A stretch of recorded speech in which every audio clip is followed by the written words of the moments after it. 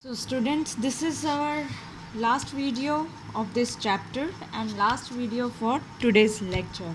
But first, before I start with the explanation, one thing I want to tell you that this video is about very important structure, that is about the chromosomes, DNA and the parts of the nucleus. So pay attention when you are listening to this video, as we just discussed the structure of nucleus. Now the outer structure of nucleus, because it is double membrane, so first structure we are going to discuss is nuclear membrane and the nuclear pore. As nucleus is double membrane structure, right, it has outer membrane and inner membrane also. And on outer membrane, I already told you that these are studied with ribosomes, right? So this is our outer membrane and this is inner membrane, and this is studied with the outer membrane is studied with ribosomes. That has ribosomes, and this space is known as nuclear pore. That is not continuous membrane, so spaces they are known as nuclear pore. So that is why we say that nuclear membrane is interrupted at many places by minute pore which are known as nuclear pores. What is the function of nuclear pore? They help in exchange of materials like RNA, proteins, because proteins are synthesized in nucleus. So they help to exchange the material between the nucleoplasm and cytoplasm. As you can see, if this is our cell, in a cell, this is our nucleus, this is nucleoplasm, and this is cytoplasm. So the exchange of the materials between nucleoplasm and cytoplasm is done by that is with the help of these pores, that is the nuclear pores. Next, move on to now nucleoplasm. Nucleoplasm, we said it is found inside the nuclear envelope. It is rich in enzymes which help in the process of DNA replication. One enzyme which is very easily observed here, which is play main important role in replication, that is DNA polymerase. Now again, I am repeating, RNA synthesis, messenger RNA synthesized in the nucleus only, and that having though for that process enzymes are present in nucleoplasm. So it has DNA polymerase, enzymes for DNA replication, it has enzyme for RNA synthesis, which is the RNA polymerase. What else it contains? It contains nucleolus plus as well as the chromatin fibers. Now let's move on to the nucleolus. Nucleolus is a spherical structure, as we draw, if this is your nucleus, and in a nucleus we draw it as a dark stained body. So it is a spherical structure present in nucleoplasm. It doesn't have any membrane, but sometimes we get confused that it has some kind of membrane. No, the structure of nucleus, if we draw it like this, but this is not at all a membrane like plasma membrane or nuclear membrane. This structure is known as, these are the fibers which are known as nucleolar chromatin fibers. So don't get confused that nucleolus has membrane. Nucleolus does not have any kind of membrane. It is non-membrane structure. Then it is associated with, now new terms for you, new terms, this you do not have read this term before. It is, nucleolus is associated with NOR. What is NOR? N for nucleolar, O for organizer, and R for region. It is associated with nucleolar organizer region. In my just next step, I will show you the diagram also, that where this nucleolar organizer region is present. Now outer part is made up of nucleolar, this part is made up of nucleolar chromatin fibers. It does not have any membrane. Again I am repeating, the inner structure is having amorphous material which is known as pars amorpha. It has granules which are of rRNA, which contains rRNA. So now from this we can discuss the function of nucleolus. Function of nucleolus is it help in synthesis and storage of rRNA. Sorry for this interruption. Synthesis function of nucleolus, it help in synthesis and storage of ribosomal rRNA. It is a storage.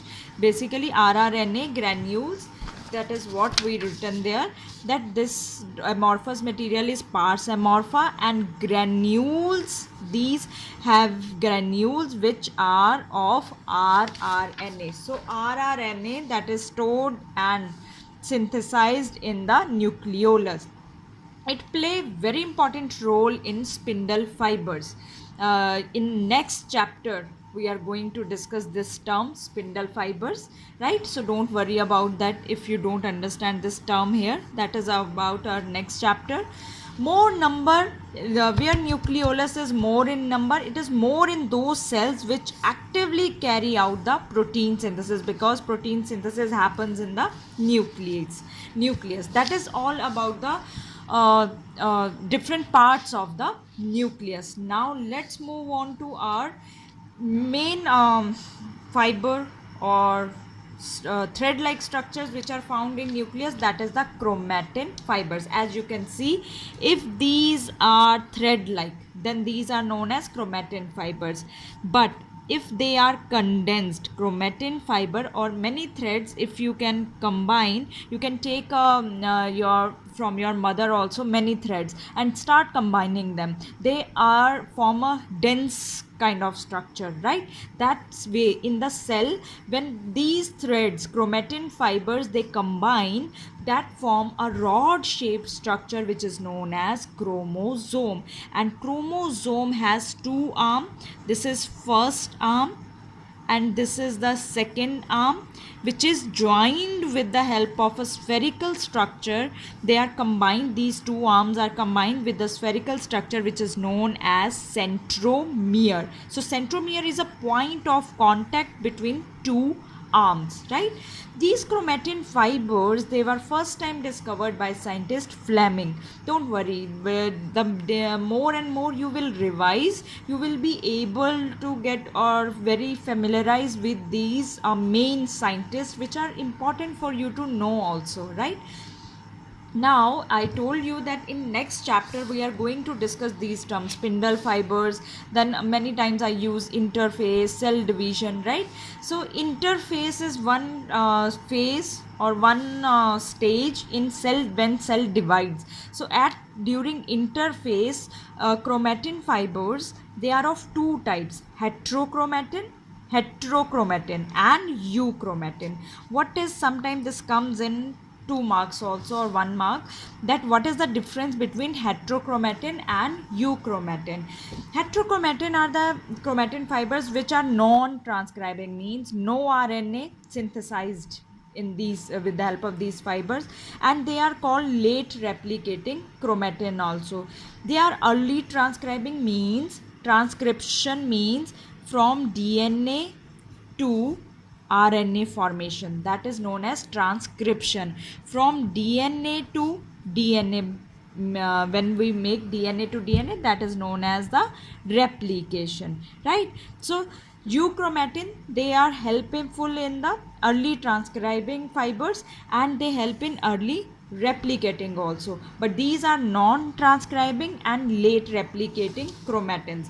Next is when these chromatin fibers they condense to form the chromosome. That is the last topic for today. Chromosome was discovered by Hofmeister, Hofmeister. The term was given by Waldeyer, right? The term chromosome was given by this scientist Waldeyer. Now let's talk about the structure of chromosome. As you can see, I draw the structure like this. If it is a rod shaped structure, this is the shape.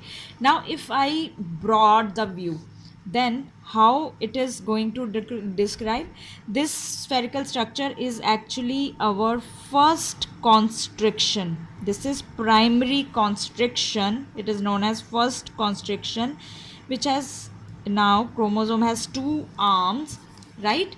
And these arms, they are called chromatids.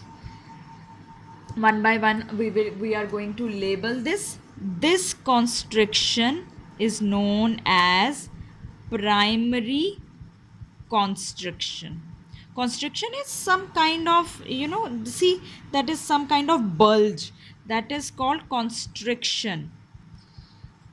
This is first constriction in the chromosome. Now this constriction has a layer around it, right? And this is now called, so primary constriction with the layer, this layer is known as kinetochore. Kinetochore, right?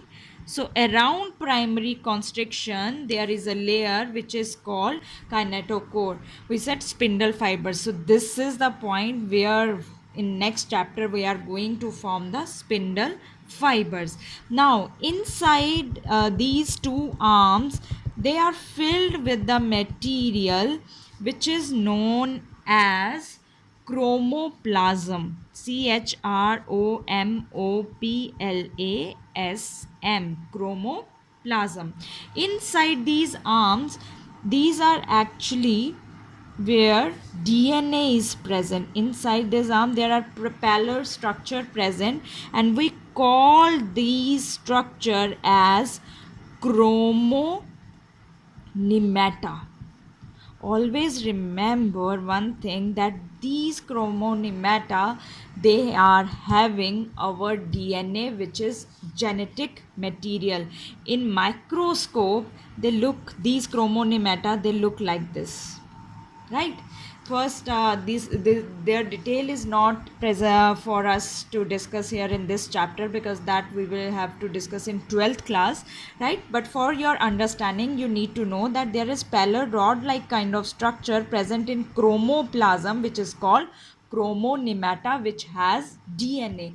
Now as you can see, there is another now bulge, another structure is coming out from these arms, right? This structure is called your NOR. What is NOR? That is N for nucleolar, right? It is nucleolar organizer region. So those chromosomes which are having NOR, they are known as SAT chromosomes, or satellite chromosomes also we call them. So this structure, this spherical structure is actually, this structure is known as centromere. And this is first arm, this is one arm of chromosome, and this is second arm of chromosome. And this bulge, this area basically from which this NOR is take out, that is called secondary constriction, right? This is about the structure of chromosome. If usually we draw these chromosome structure with like this kind of structure we draw for the chromosomes, which have on the top these like kind of structure, and this spherical structure, it is known as centromere, right? This is known as centromere, and this is known as our satellite. And what is satellite? This is secondary. After primary, now this is secondary constriction. I hope this thing is clear to you, that this is our first constriction and this is our second constriction. Now few things you can note down about this chromosome. NOR is nucleolar organizer region. Chromosomes with NOR, they will be known, all the chromosomes, they are not necessary to be present with NOR. So chromosomes with NOR, they are called sat chromosome, because we are calling this as the satellite, right? As you can see, this secondary constriction, they result into a satellite structure. So based on the position of this centromere, chromosomes are of four types. One is metacentric, one is submetacentric, one acrocentric, and one is telocentric. Metacentric, when both arms of chromosome they are equal, that is called metacentric. One arm is shorter, one arm is longer, that is called submetacentric. One arm is very short and other is longer arm, that is called acrocentric. Only long arm is there, that kind of chromosomes are called telocentric. Now they are given as the different names because of their shapes during the cell division. Metacentric is given K shape. They can during the cell division it sometimes take the K shape, it observed as K shape. Then submetacentric L shape, acrocentric is J, and telocentric is given the I shape structure, right? These are the four types of the chromosome based on the position of centromere. So chromosomes with non-staining secondary constriction at a location is observed in the form of small fragment is called satellite. This definition means these though they are present on the chromosome, they are non-staining secondary constrictions in the form of just what are these? Actually these are small fragments, right?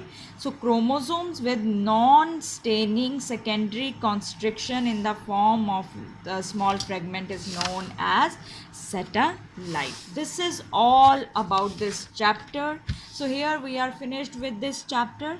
I hope you are little understanding, you have now understand of few new terms. And with this, after this we are going to start with our next chapter, that is cell cycle and cell division.